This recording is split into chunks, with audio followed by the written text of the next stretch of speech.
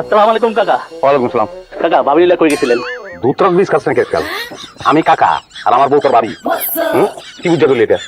Mind করেন না কাকা, এত সুন্দর মেয়ে যদি থাকে তাহলে কেমনি কাকি কই কোন হিসাবে তো আমার ছোট বোন করা যায়। ক চাষিরে ছোট বোন ক, চাচারে দুলাভাই ক, বাপের ভাই চাচারে দুলাভাই ক, ফাজিলের বাচ্চা। ভাবিলে চা খেয়ে যাবে। 7 লাখ টাকা দেন মোহর দিয়া তারপর বিয়া করছি, এখনো দেন মোহরের টাকা পরিশোধ করি নাই। তুই পরিশোধ করবি টাকা? আমি দেবো কেন? তাহলে তোর লগে আমার বউ গল্প করবো কে?